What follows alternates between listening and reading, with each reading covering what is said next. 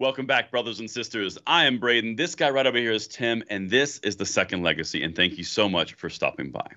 Now, you may have seen us each on our own channels, him on Military Arms Channel and me on Langley Outdoors Academy, but we have joined together to make a collaborative channel called Second Legacy, and that is what we are about on this channel right here, passing the blessing of the Second Amendment along to the next generation. And if you would like to see this type of content grow and flourish, please consider joining us and helping the channel grow with subscriptions, making sure you hit that button, make sure the notification bell is on, and like and share these videos because we are trying to make a difference to pass that blessing on to the next generation. And in the spirit of fighting, we've got some clips here that I am so excited to show you guys, and I know that you guys are going to enjoy this. We've got clips from Chip Roy, who flat out nuked the Republicans on the House floor. This is some delicious stuff. And before we get into it, let me throw it over to my partner, Tim. Tim, how you feeling? Doing pretty good today, man. Looking forward to hearing from Representative Roy. He's quite the character. Yeah, he is. I have a special place in my heart for people who get out and call people in their own party out for things that they're blatantly doing. But with that, enough setup. Let's just dive right in. Mr. Producer, could you play number 1 for me, and then we'll break it down? What I am seeing right now from my Republican colleagues does not give me faith that they will stand up in the breach as did those men who stood on the wall at the Alamo. I am tired of words. Things are going to change in this body. If my Republican colleagues believe that they're going to be moving through relatively meaningless provisions, doing precious damned little for the very people who sent us here to change things, and they think that some of us are just going to go along for the ride, they are sorely mistaken. We will not. I love that. What do you think, Tim? You go first. Yeah, you know what? It's great seeing a representative stand up and call attention to these things because this goes back to the 2016 election. Everybody was so optimistic. I was optimistic at the beginning, if we could get control of, by we, I'm talking about pro-gun forces, we get control of the House, the Senate, and the White House. Man, we could roll back some of this stuff. We can get some legislation passed. Everybody was promising it. Trump was promising it. Representatives were promising it. And as soon as they gained power, they didn't do anything. They didn't do anything right up until they lost the House. And so it's so infuriating to see these politicians go out there every election cycle, pay lip service to what they're going to do and all the great things they're going to do to preserve our freedom and promote freedom and all that good stuff. And then when they get there, they do absolutely nothing. And you just think, man, why do they keep doing this to us? But it seems to be the nature of politics. I just love the fact he's calling it out. Oh, absolutely. And I think what you're hitting on is it's so well founded, and not only how you and I feel, because obviously we have this very similar opinions on this, but it's how the American people feel. I mean, and I'm going to do something crazy. I'm going to say I think Democrats feel the same way as Republicans do. I think the politicians in Washington have figured out the game of what to say and what not to do and what to do and when to do it to get the biggest outcome for themselves, for that party apparatus, not for what we sent them there for. However, every once in a while, you get someone like Chip Roy, you get a Lauren Boebert, you get a Matt Gaetz, you get a Thomas Massie. And the big thing that I want to drive home here as we go through this, because this is a really good speech, but this would not be possible if people did not put them in place. In fact, back when this year first started, there was all the hullabaloo around the McCarthy speakership vote. Remember that whole thing that went 15 rounds and the outcome was a weaponization of government against American citizens subcommittee? Remember how they lowered the threshold of 1 vote of no confidence and McCarthy could be ousted? That's because of this guy right here, which is a direct result of what you have done as watching this to put the right people in place. I think what we're seeing is someone standing up and actually having a pair and affecting as much as they can in a short amount of time. Yep, couldn't agree more. And with that being said, let's roll clip number 2. Exempt emergency executive orders, exempt national security related executive orders, the very kinds of emergency executive orders that have been killing this country for as long as I can remember, and specifically for the last several years through the COVID pandemic and emergency responses. Executive orders forcing needles into the people's arms. And if they say no and they can't carry out their livelihoods, shrinking the labor supply, driving up the cost of goods and services by shutting down the greatest economy in the history of the world. My colleagues on this side of the aisle today ran away away from actually holding the executive branch responsible. I think that's so powerful. That's true. Yeah. That's exactly what's happening. That's exactly what has happened numerous times before. And in fact, as we go through this, if you guys want to watch this entire clip, it's linked right down there. It's a 10-minute speech. We've just broken out about 4 clips and excerpts to point really in the direction of what we almost all feel, at least what we expect we feel. Let me know in the comments if we are way off or way on. But I mean, that's kind of my point there. They're not holding the executive branch, the separation of powers, the things that we talk about, accountable. Yeah.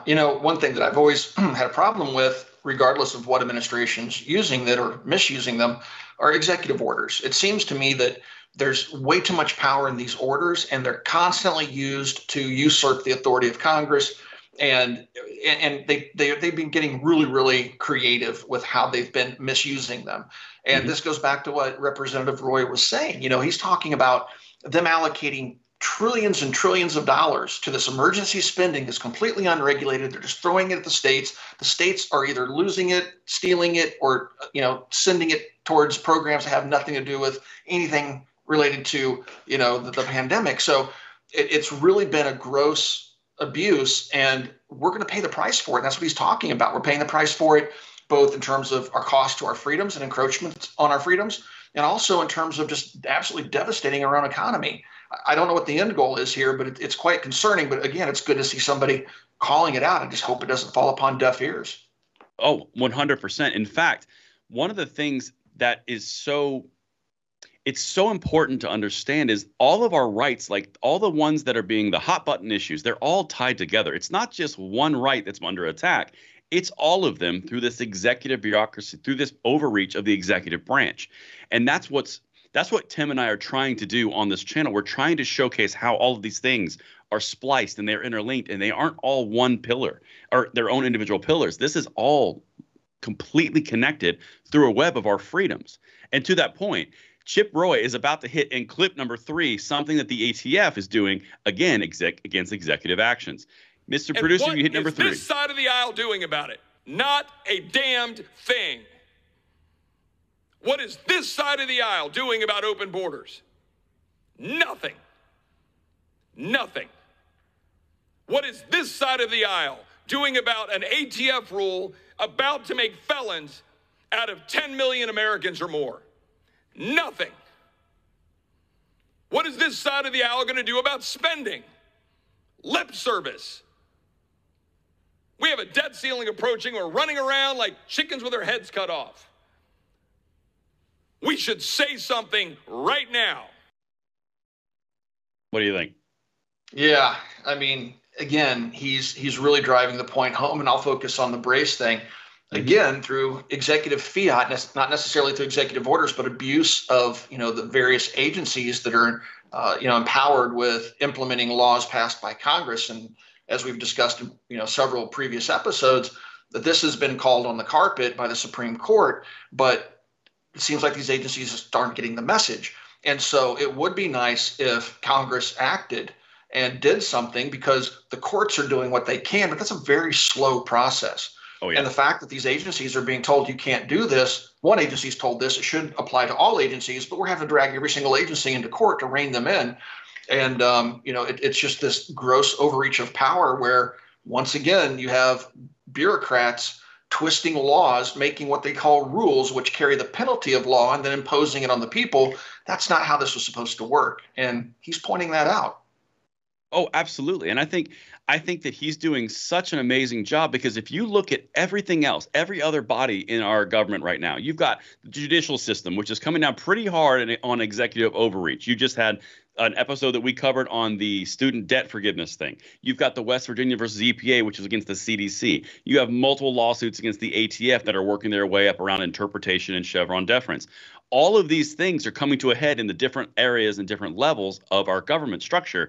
However, Congress, again, going back to the original point, they seem to have figured out what to say and when to do it. A perfect case in point to you, something that you said earlier, when we had every single body, when we had the House, we had the Senate, and we had the presidency, I didn't see a whole lot of destroy the ATF gun register, the secret gun registry. I didn't see a whole lot of defund the ATF. I didn't see a whole lot of curtailing the ATF. I didn't see a lot of anything going through when you had the power to do something. However, the second that you have no power and you know that bills are DOA, they seem to be coming out of the woodwork like, I don't even know what a good example. I mean, they are coming out everywhere. And it's almost like, is this part of the game? Is this a part of the deep con that we're trying to figure out here? I think it is. It's just politics, and it's getting more political. It's insanity.